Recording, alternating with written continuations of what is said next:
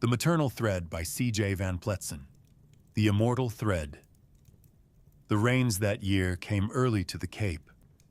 Gray clouds hung low over the vineyards, and the air smelled of wet earth and cedar. Frederik Smit rode into Stellenbosch on business, carrying with him the quiet weight of his father's expectations and the sharper edge of his own ambitions. But this year, he did not ride alone. Evia sat beside him in the cart, the hem of her cloak damp from the morning mist. Her eyes moved over the rows of vines, as if she could see beneath the soil itself. She had been mistress of Estes for only a season, yet her presence had already altered the air of the place like a hearth newly lit after years of cold stone. Their marriage had been quiet by choice, sealed not with pomp, but with the shared certainty of two people who had known, from the first meeting, that their paths were not converging by chance. Frederik could still recall that day in Stellenbosch outside the whitewashed church, beneath the archway, her voice carrying gently to the cluster of children at her skirts. He remembered the weight of her gaze, the recognition in it, and the strange, ancient pull it awakened in him. Her history was as intricate as the old maps Zuriel kept locked in the study. Threads of forgotten Portuguese outposts, Mediterranean ports, and if the whispers were true lands, far older still. She spoke 5 languages with ease, carried herself like a queen in exile, and held her faith like a blood unsheathed only when needed. From the start, Evea's questions had gone beyond small talk. Who planted the first olive trees here? What do you wish to leave behind when you're gone? Do you believe blood remembers where it came from? She had given him her answer to marriage not with a word, but with a gift, a small leather-bound book wrapped in linen. Inside were pages of symbols, maps, and passages in a language he could not read, yet felt in his bones he should. Zuriel had never asked to see it. But Frederik remembered the way his father had paused upon hearing her name for the first time, and later, how he bowed his head to her in the courtyard. Not as one greets a daughter-in-law, but as a man recognizing an equal whose arrival had been long foretold. Now, as the cart rolled through the wet streets of Stellenbosch, Evia turned to him and said softly, "It begins sooner than you think." The birth of a thread. The morning broke not with the brash trumpet of storm, nor with the heavy silence of winter, but with a soft unfolding, like a page turned by the breath of God. March of 1954 had been unusually warm in the valley of Estes, the vines thick with early buds, their sap rising in restless anticipation of another season. Mist lay low, clinging to the vineyard rows as though reluctant to release the earth. Above the vine-latticed slopes, the estate's stone house rose in quiet dignity, its weathered walls layered with memory, its beams steeped in the smoke and prayer of generations. In the upper room, above the ancient cellar where barrels of verdict still rested untouched and sealed like relics, a cry pierced the dawn. It was not just the cry of flesh awakening to air, but the cry of covenant breaking into time. A boy had been born. Evea lay pale but resolute, her body spent yet radiant with the stern beauty of mothers who endure. Sweat darkened the curls along her brow, but her eyes, those same eyes that once reflected both river and fire, were steady. The midwife pressed cloths to her skin, whispered words of comfort. But Evea had no need of comfort. She had endured pain before, and this pain was different. This pain bore fruit. From the far chamber, where illness had thinned his frame to a shadow but not stolen the iron of his will, Zuriel sat upright. His breath came shallow, rattling like reeds in dry wind, yet his eyes remained fixed as if on an unseen horizon. He had waited for this morning. He had told Frederik it would come, that he would not surrender breath until the next stone in the wall was laid. The covenant, he always said, was no myth. It walked, it bled, it cried. Frederik entered the study, his arms trembling though he did not stumble. In his hands, wrapped in a wool shawl stitched with threads Evea herself had dyed, lay the child. The boy's skin was pale like his grandfather's, carrying the spectral hue of old bloodlines, but his eyes, deep, dark, startlingly alert, were unlike a newborn's. They seemed old, not in weariness, but in recognition, as if they already knew the walls around them, the earth beneath, the unseen weight above. Zuriel leaned forward, his hand trembling yet reaching. His gaze swept the boy's face, not as a grandfather beholds kin, but as a sentinel searching for hidden signs, for the seal of a covenant burned not on flesh, but in marrow. "He sees," Zuriel whispered, his voice cracked but certain. Then, with the faintest lift of his brow, a solemn joy breaking through the armor of his years, he named him. "His name is Ambro Uri'el Smit." Frederik's brow furrowed. He had expected Jacob or David, or perhaps a simpler Dutch name from the valley. "Ambro," he asked, unsure, the syllables heavy in his mouth. "From the Greek ambrosios," Zuriel said, drawing breath as though each word was chiseling stone. "It means immortal, not untouchable flesh, but spirit that endures. And Uriel, the flame of God, the one who carries the sword of fire at Aden's gate. He will carry it well." Frederik stared at the boy again. Immortal, flame of God? He wanted to ask if such names weren't burdens, if it wasn't enough to be simply a son. But the air between them forbade protest. Zuriel was not just naming, he was consecrating. And then, before words could form in his throat, another cry split the air. It was sharper, lighter, weaving through the beams of the house like a thread of light cutting shadow. Frederik turned, startled, and rushed back into the chamber. There he found Evea, pale against the pillows, her breath shallow yet her arms strong. In her hands, wrapped hastily in linen, was another child, a daughter. Her skin was flushed, her cry fierce, her fists clenched as though she grasped the very breath she had just inhaled. Evea looked down at her with a softness that no prophecy, no brotherhood, no vow could touch. "Her name is Liora," Evea said, her voice steady despite exhaustion. The word shimmered as it left her lips. Hebrew for light. She lifted her gaze to Frederik, her eyes glistening with sweat and something more urgent than blood. "Promise me, she will not be involved in the Brotherhood, nor the prophecy." The room stilled. Outside, the vines bent in the windless dawn, as though listening.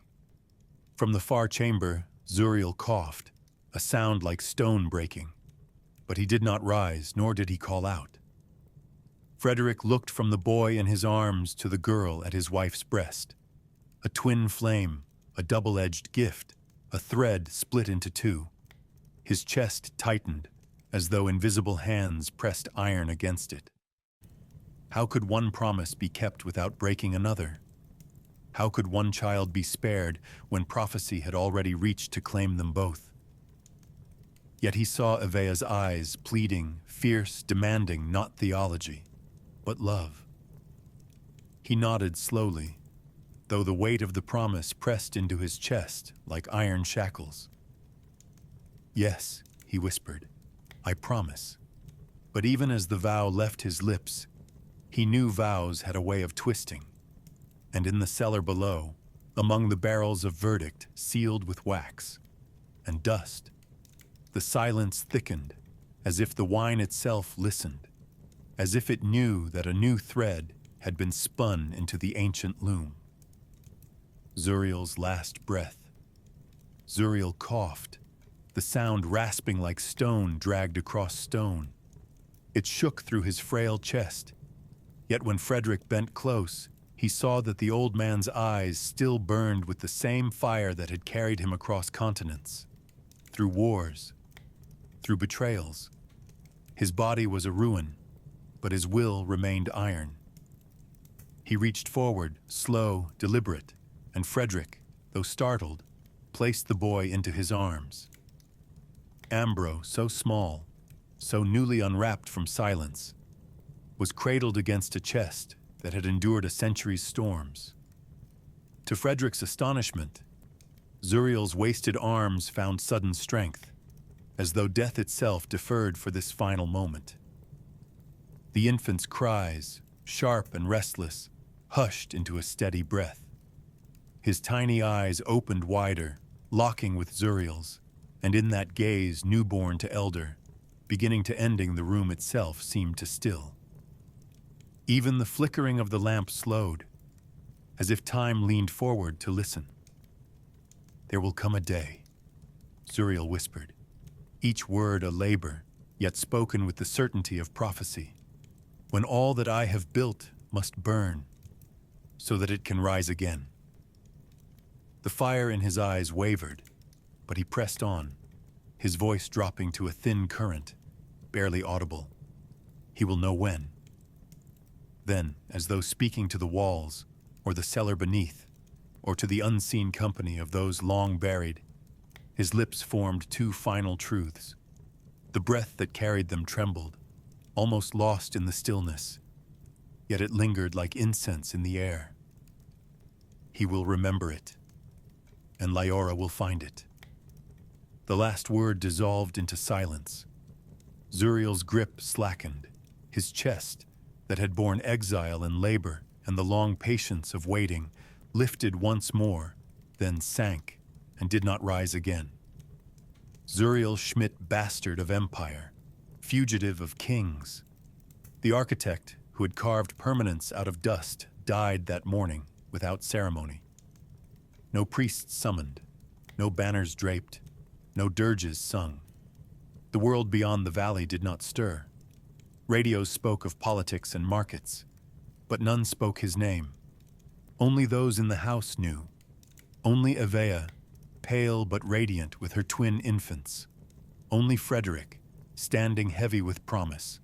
Only the child Ambro, who would carry the weight of words he could not yet understand. Only Liora, whose cry still echoed faintly from the other room, as though answering the vow.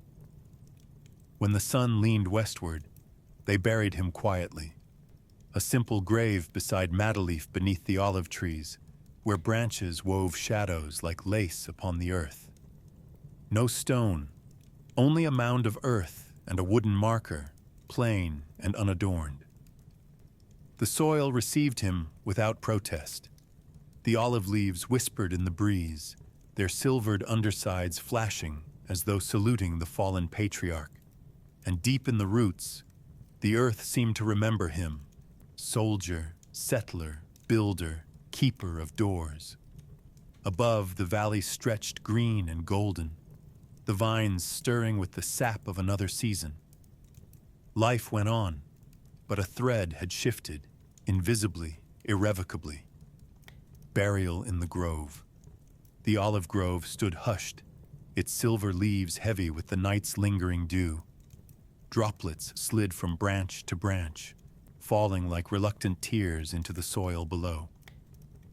The air was cool and damp, touched with the fragrance of earth and fruit, as if creation itself bent low in mourning. Only a handful gathered, Frederik, Evea, and a few trusted hands who had labored beside Zuriel for years. No procession, no bells, no hymns. Zuriel had forbidden it long ago. Ceremony, he said, belonged to men who sought crowns of applause. He had built his life on silence, and in silence he would depart. The grave was simple, a hollow cut into the damp earth, bordered by stone and shadow. Beside it lay a single plank of wood, hand-hewn, plain. Frederik had taken his knife to it the night before. the steel biting through grain as he carved not a name, not a title, not a lineage, but a verse. They shall build houses and inhabit them, and they shall plant vineyards and eat the fruit of them. Isaiah's promise chosen not for grandeur, but for endurance. It was not legacy Zuriel sought, but continuity, the rooted life that outlasts kingdoms and crowns. Frederik bore the weight of the body himself. His shoulders trembled, though his face was carved into unreadable stone. He had watched Zuriel command rooms, silence adversaries, and bend the wills of men. But in his arms now was only frailty wrapped in linen. A man once feared, once whispered about in distant tongues, was lighter than he had imagined, as if the earth itself was already reclaiming him. Evea stood a little apart, the twins swaddled against her breast. Her face was pale, her posture unbroken, but her eyes carried an unspoken grief, a grief sharpened not only by death, but by the knowledge of what futures had been named over her children. Liora stirred in her arms and let out a soft, plaintive cry, high and tremulous, as though answering the earth's silence, and Ambro Uri'el, as Zuriel had named him, lay still, his dark eyes wide open, fixed upon the shifting canopy above. He did not fuss or wail. He only watched, as though the rustle of olive leaves and the fall of dirt into the grave were lessons already written into him. The moment came. Frederik knelt and lowered the body into the hollow with his own hands. Linen brushed earth, final and irrevocable. No words rose from his lips, but his chest heaved as though caught between prayer and protest. The first shovelful of soil struck wood with a muted thud. The sound reverberated through the grove like a drumbeat, solemn, inexorable. One by one, the others followed, filling the grave until the earth was once more level, until no sign remained, but the mound and the verse carved into wood.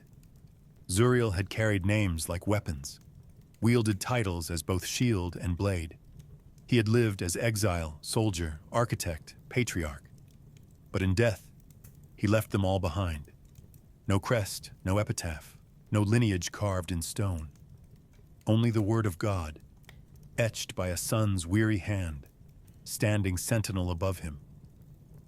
The olive trees swayed, their branches bowing as if in benediction. And in the silence that followed, it seemed that even the valley held its breath, knowing that something had ended, yet something else uncertain, unyielding had begun. The sealed study.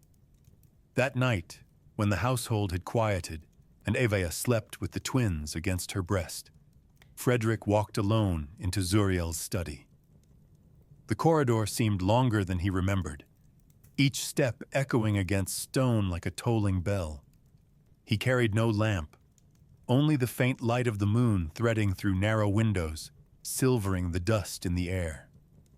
The door groaned open on old hinges, and he entered, as a man enters a sanctuary he both reveres and fears. The study still smelled of its keeper dust, ink, and old smoke, the scent of maps burned and rewritten, of secrets steeped in tobacco and wine. The air carried the ghost of long vigils, the scratch of pen, the rustle of parchment, the cough that had echoed in these walls until it was silenced that very morning. The room was not chaos, though it seemed at first. Maps lay rolled tight, their seals cracked and brittle. Some bore stains of wine, others marks of ash. Journals filled shelves and drawers, spines etched with symbols in a dozen scripts, Latin beside Hebrew, Greek beside runes older than Europe. Sigils Frederik did not know, and dared not trace with his fingers. But what drew his gaze, what rooted him to the center of the room, was the desk. Upon it sat Zuriel's final seal, left as though deliberately positioned for discovery, a circle wrought in dark wax, pressed with a geometry that spoke more than words. The Lion of Judah reared proud, but its mane curled into the star of the Anak, and within that star coiled the ash sigil, sharp and angular, its lines converging into a geometry of covenant and vengeance. It was not ornament, it was declaration, a crest not of nobility, but of war. Frederik stood long before it, his jaw clenched, his breath shallow. He had spent his youth resisting the weight of his father's obsessions, yearning for simplicity, for freedom from blood and prophecy. Yet here, in the dim silence, the seal seemed less like a relic and more like a command. At last, with a movement half ritual, half rebellion, he gathered the maps, the journals, the loose sheaves of ciphered ink, and placed them in the iron drawers beneath the desk. The sound of parchment sliding against wood was sharp, final. One by one, he sealed them with lock and key. He shuttered the windows, barred the door, pressed iron across the handles until the room itself became a tomb. His father's codes would not be broken. Not tonight. Not by him. Not until time itself demanded their opening. And yet, when the last lock clanged shut, Frederik paused. The silence did not feel empty. It was not presence, not ghost. There was no spectral shape standing behind him, but there was a weight palpable, undeniable, as though a hand had been laid across his shoulder. Not tender, not cruel, but steady, the burden of generations. He closed his eyes. For a moment, he thought he heard the faintest echo of Zuriel's rasping voice. "We keep the door, together." When he opened them again, the study was only a room, sealed and silent. But as he turned the key and stepped away, Frederik knew the locks were not strong enough. Time would turn them, prophecy would demand them, and the weight upon his shoulder would not lift, not in his lifetime, nor in his children's, toward a new generation. The seasons turned as they always had, yet each harvest seemed touched by absence. The vineyards of Estes spread their green arms across the valley, the vines fattened with fruit, the soil dark with rain. Rains fell in rhythms Zuriel would once have measured with his meticulous hand. Their patterns entered into ledgers now sealed behind barred doors. The stars wheeled in courses he had charted by firelight, their alignments mutely observed by a sky that no longer had his gaze. Still, the land endured. Roots deepened, rows thickened. The vineyard, like the family itself, grew forward into time. Frederik labored without pause, his hands calloused not only from pruning and binding, but from balancing ledgers, bargaining with merchants, and holding back the encroachment of neighbors who whispered of his aloofness.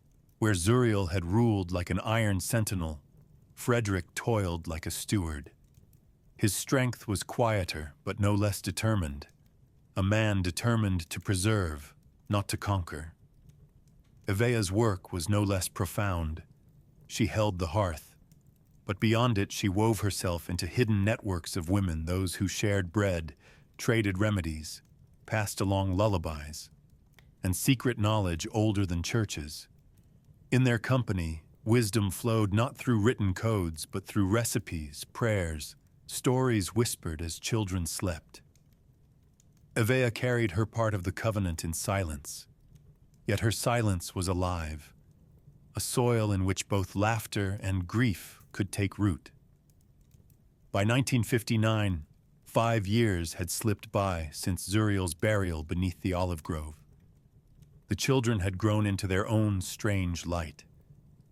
Ambro Uri'el, though barely 5, was solemn beyond his years. He did not chatter like other children. His words were few, but when they came, they struck like stones in a pond, sending ripples through the hearts of men and women who heard him. Even elders sometimes fell silent before him, unsettled by the gravity that bent the air around his speech. He watched storms gather before they broke, standing at windows with his hands pressed to the glass, eyes fixed on the horizon until the clouds split open.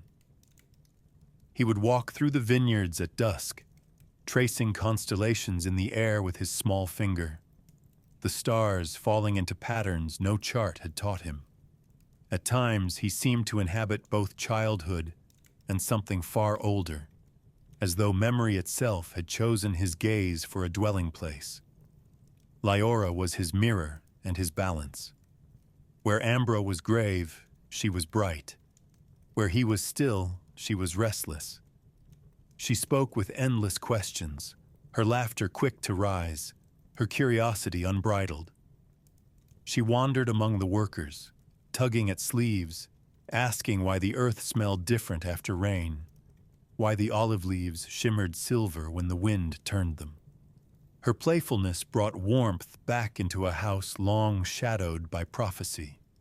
And yet, even in her lightness, Evea sometimes caught sight of shadows that did not belong to play. A pause too deep, a silence too weighty for a child. Now and again, as Liora gazed at her brother with unspoken understanding, Evea felt the hush of something older stirring, something that had not yet spoken, but would. Neighbors called them gifted. Some smiled with approval, saying the vineyard was blessed to have. Children so unusual, so bright-eyed, so full of promise. But whispers spread beyond fences. The Brotherhood had other names, harsher, sharper, spoken in chambers where torches still flickered. They watched from a distance, their eyes set on the valley, their tongues whispering the threads of prophecy. Frederik heard the murmurs. He felt the weight of unseen eyes, the rumor of covenants spoken before his children were born. But he kept his children close. He taught them to plant, to tend, to walk the rows of vines and listen to the earth. He would not let prophecy steal their youth. Not yet. Closing the chapter. As Frederik reached his own middle years, the lines of labor and care carved deeper into his face, he often found himself haunted by his father's final words. All that I have built must burn so that it can rise again. The phrase returned to him in the most ordinary of hours, in the rhythm of pruning vines, in the hush of ledgers at dusk, in the stillness when storms gathered on the horizon. It was no riddle to solve, no command to execute at once. It was a waiting flame, hidden, inevitable, demanding patience and vigilance. He did not know when the fire would come. He only knew it would. And so he worked not only for the vineyard, but for his children. He taught them to endure silence as much as to labor with their hands. He spoke gently of honesty, firmly of courage. He prayed over them not with the polished words of priests, but with muttered petitions drawn from the Psalms, half remembered and half begged from the marrow of his bones. Zuriel would inherit the weight. That much was clear even in his boyhood gravity, the way his eyes measured horizons unseen by others. Liora would carry the promise, though Evea's vow still hovered like a shield about her. She was the laughter in the house, but laughter did not keep prophecy at bay. It only disguised it for a while. Together they were threads, spun and woven into a tapestry Zuriel had begun long before their birth, a weaving whose pattern neither Frederik nor Evea could fully discern. The vineyards thrived, the estate grew in quiet renown. Barrels filled, presses groaned, the valley bent beneath the bounty of sun and rain. To neighbors, Estes seemed blessed, almost charmed. Its house was orderly, its children bright, its owners industrious. Nothing on the surface marked it as unusual. Yet beneath the rhythm of hearth and harvest, a deeper current flowed. It whispered through the locked study, through the cellar where verdict still slumbered, through the olive grove where no stone bore Zuriel's name. It hummed in the silence of nights when wind rattled shutters, when Frederik woke with his father's words burning in his ears. That current would not remain hidden forever. In time it would draw them all beyond the cape into deserts where silence devoured men, into ruins where dust held memory, into gates the world had long forgotten. But heaven had never closed, and so closing with a double silence, the silence of Zuriel's grave beneath the olive trees, where roots clasped his body as witness, and the silence of two children whose lives were only just beginning to speak the prophecy into flesh.